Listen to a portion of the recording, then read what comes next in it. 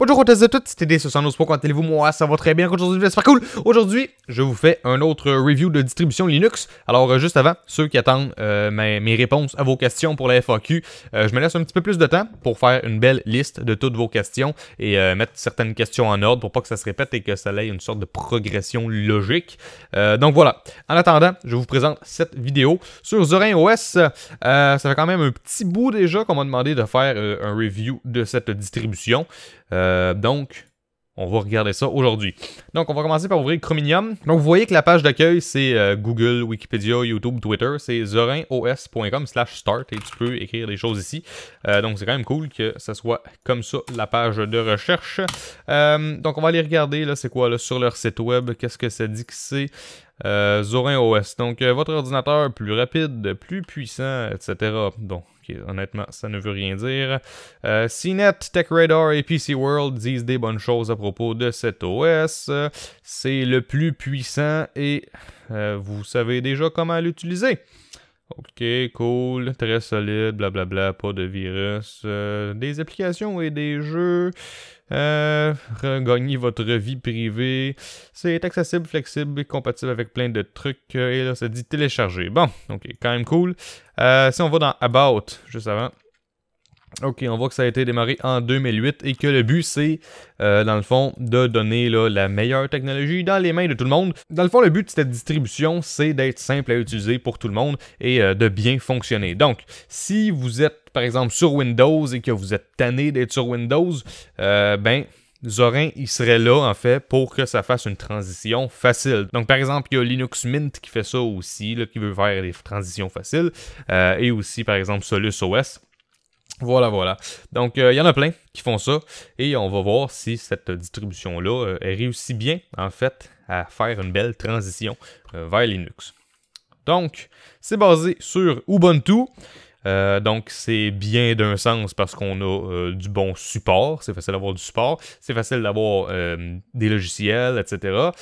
Sauf que Ubuntu, c'est Canonical. Si vous n'aimez pas trop la compagnie Canonical, c'est un petit peu plate. Et aussi, il faut savoir que toutes les mises à jour sont basées sur Ubuntu. Donc, voilà. On dépend d'un OS avec cet OS.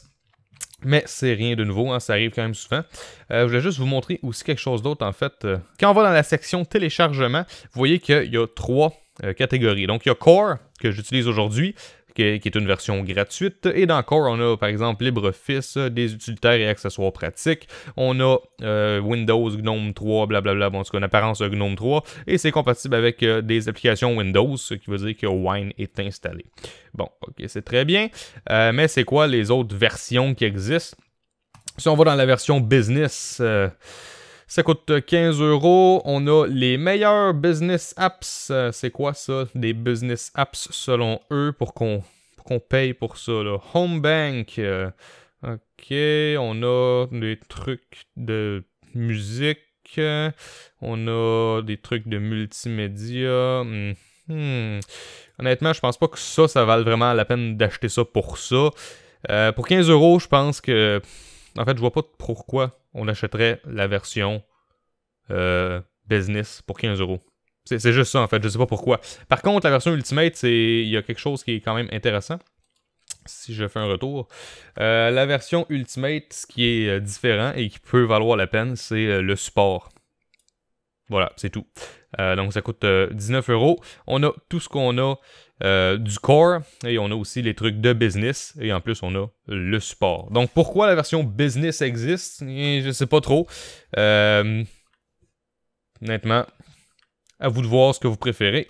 Moi je suis avec la version core et c'est amplement suffisant pour monsieur, madame, tout le monde. Donc on va regarder les logiciels qui sont installés par défaut. Il y en a quand même beaucoup, donc honnêtement quand vous avez l'OS, vous êtes pas mal prêt à commencer à faire vos trucs. Calculatrice, carte, document, gestionnaire de fichiers, horloge, journal d'activité, météo, un truc de photo et un éditeur de texte. Voilà. Bureautique, agenda, contact, la suite LibreOffice est déjà installée. C'est cool.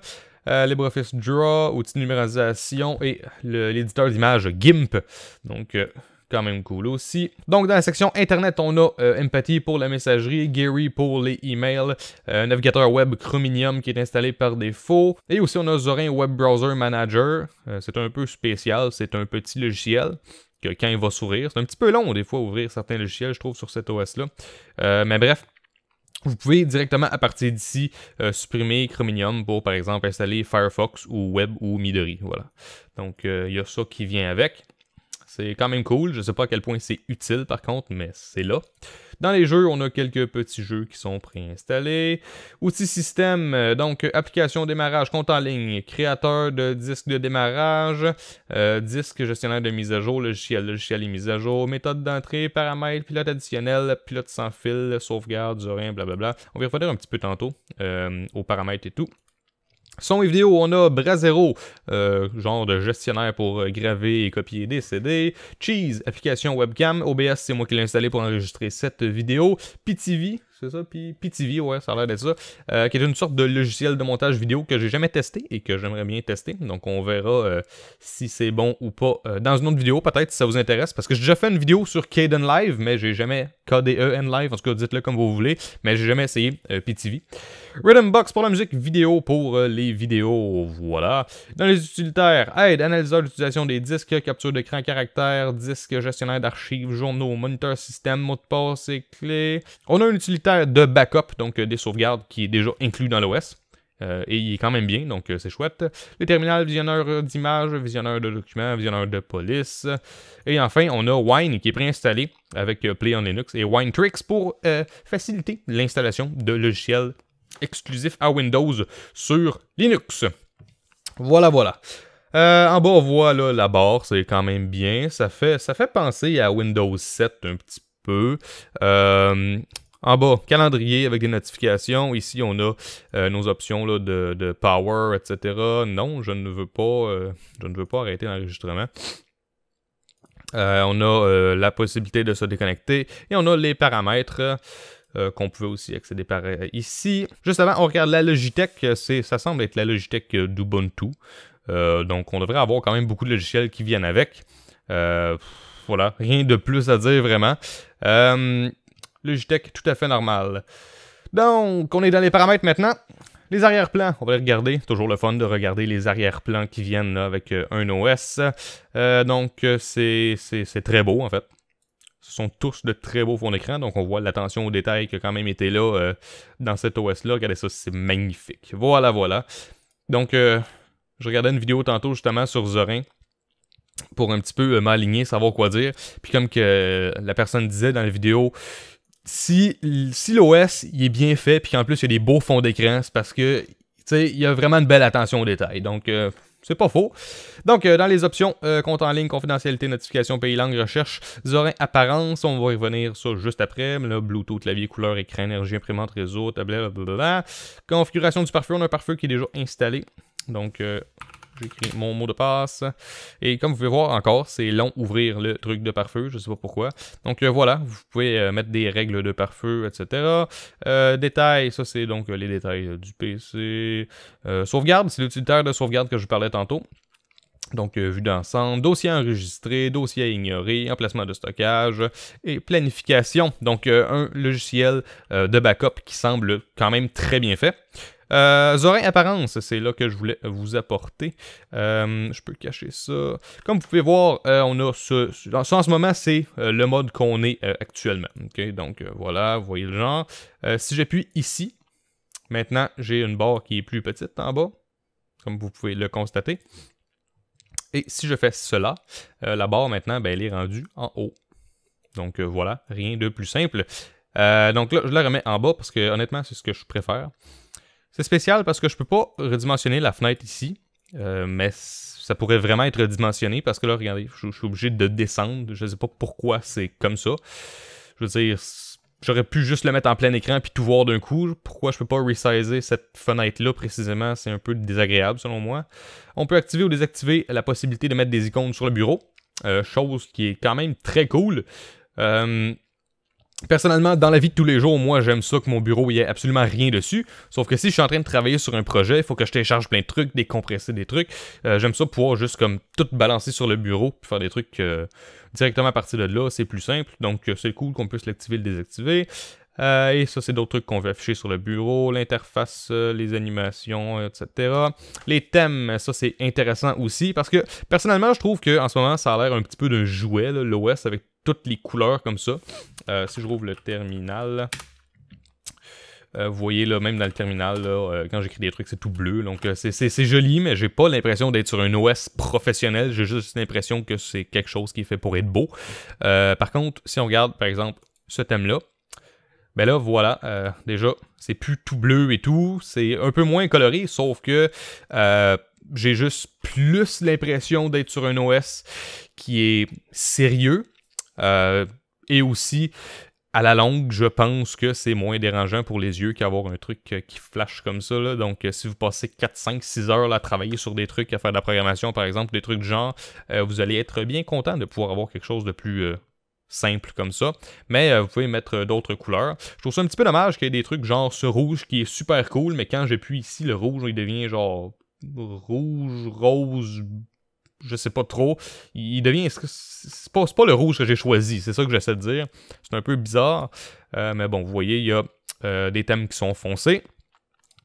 Comme ça change toutes les couleurs. Et il y a des thèmes qui sont pâles. Donc voilà. Moi, je vais y aller avec ce thème-là qui est plus calme. On peut faire aussi des thèmes là, pour les applications, des thèmes pour les icônes et les thèmes du shell. Ben, on dirait qu'il n'y en a pas en ce moment. Donc j'imagine que ça se télécharge à part. Police, on peut changer les polices par défaut de certains trucs. Et le tableau de bord, si on le veut en haut ou en bas, si on veut le masquer de façon intelligente. Genre, vous voyez, là, il s'en va quand je fais ça. C'est quand même cool. La hauteur du tableau et l'opacité. Voilà. Donc, ça fait pas mal le tour, honnêtement, des features qu'on peut voir comme ça. Donc maintenant, mon opinion. Overall, quand même bien. Je trouve ça un petit peu bizarre que les onglets en haut comme ça, ils soient là, mais que je peux cliquer dessus et le déplacer. On dirait que je préfère quand c'est un petit peu plus comme le terminal, c'est-à-dire des onglets qui sont en dessous de la barre où il y a un titre. Oups, j'ai ouvert quelque chose par accident. Mais bref, je trouve ça un peu bizarre que cette page-là n'ait pas de titre, mais qu'il y ait des icônes dessus, puis que je peux cliquer sur l'icône pour le bouger. Mais c'est fonctionnel, c'est juste que je suis pas habitué à cela. Quelque chose de bizarre aussi, moniteur système. J'ai remarqué que quand je suis dans le moniteur système, donc si je clique sur processus, vous voyez, bon, ça c'est comme ça, et quand je clique sur ressources, les 3 onglets se déplacent. Pourquoi ça fait ça? C'est très désagréable. je comprends pas. Même si je me mets en plein écran, est-ce que ça le fait aussi? Non. Au moins en plein écran, ça semble pas le faire. Mais pourquoi est-ce que ça fait ça? Aucune idée. J'ai eu quelques petits bugs tout à l'heure, c'est-à-dire, genre, je rouvre le menu, je ferme le menu, je rouvre le menu, je ferme le menu, je rouvre le menu, je ferme le menu, et tout d'un coup, le menu bug. Obligé de redémarrer le PC parce qu'il n'y avait rien à faire. C'était complètement gelé. Ça l'a fait la même chose quand j'ai changé de thème tantôt. Là. Je suis content que ça le fasse pas pendant que j'enregistre. D'ailleurs, est-ce que j'enregistre encore? Oui, j'enregistre encore. Parfait. C'est une très bonne nouvelle. Mais bref, j'ai eu quelques petits problèmes comme ça. Rien de trop dérangeant. Overall, l'utilisation se fait de façon très fluide. Vous voyez, là, j'appuie sur quelque chose et ça rouvre d'un coup. Les logiciels, par contre, je trouvais qu'ils ouvraient pas extrêmement vite. Si je rouvre, par exemple, LibreOffice Writer. Bon, LibreOffice, c'est pas le logiciel qui se rouvre le plus vite non plus, mais quand même, vous voyez, il y a un certain délai. Mais c'est pas la fin du monde non plus. L'OS comme tel, il boot quand même relativement vite, donc ça va bien aussi. Le gestionnaire de fichiers, moi je trouve qu'il est très agréable à utiliser, c'est beau, c'est plaisant pour les yeux, voilà. Donc si vous voulez un OS qui est plaisant à utiliser quand même, qui est facile à utiliser, qui est quand même beaucoup customisable, avec les thèmes et tout, l'OS s'installe très bien, c'est quand même rapide, puis en fait, je l'ai installé, tous les drivers ont été reconnus, j'ai eu absolument aucun setup à faire, ça a fonctionné d'un coup, ce qui est très cool. Donc, voilà, je vous conseille de l'essayer quand même, c'est une distribution que je conseillerais à quelqu'un qui veut une distribution que tous les logiciels qui sont utiles sont déjà là, même que je trouve qu'il y en a peut-être un petit peu trop. Sauf que quelqu'un qui veut juste installer un OS puis que ça marche là d'un coup comme ça, sans avoir à faire de setup, installer tous ces logiciels et tout, c'est quand même une très bonne idée. Donc je vous conseille de le tester, donc soit sur un ordinateur, soit sur un ordinateur virtuel. Si vous ne savez pas comment faire un ordinateur virtuel, il va y avoir une petite carte qui va apparaître quelque part à l'écran. J'ai fait un tutoriel là-dessus et ça va vous permettre de tester Zorin OS ou tout autre OS sur votre ordinateur sans endommager là, vos autres fichiers sur votre ordinateur, genre scraper votre partition Windows. Ça ne fera pas ça.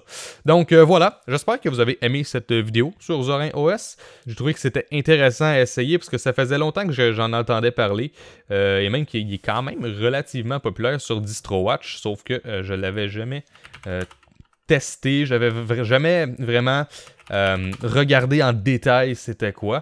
Donc si je me rends sur DistroWatch, là, on voit que Zorin il est quand même en 6e position dans les 6 derniers mois. Donc quand même gagné en popularité. Et une des choses qui a fait que j'ai décidé de faire un review là-dessus, c'est que la version 12 de Zorin OS qu'on utilise en ce moment, je trouve qu'elle est beaucoup mieux que la version 11. Zorin OS 11, si je vous montre rapidement des photos, là, juste visuellement, là, moi ça me parlait pas vraiment ce truc-là. Vous voyez en bas là, la barre comment c'était, puis le thème, ça avait encore plus l'air jouet que je trouve que ça a déjà l'air un peu jouet en ce moment. Donc je suis quand même franchement content qu'ils aient mis un thème qui est moins genre boum dans ta face. C'est un peu plus calme comme thème, c'est plus agréable, je trouve, à utiliser pendant de longues périodes de temps. Donc voilà, j'espère que vous avez apprécié cette vidéo. N'hésitez pas à laisser un j'aime, commenter si vous avez apprécié. Et n'hésitez pas à me rejoindre sur tous les réseaux sociaux, YouTube, Facebook, Twitter, Google+, et Instagram. Et moi, je vous revois une prochaine fois pour une autre vidéo. Prochaine vidéo qui risque d'être mes réponses à la FAQ. Donc voilà, merci beaucoup et à la prochaine dans une autre vidéo. Ciao tout le monde!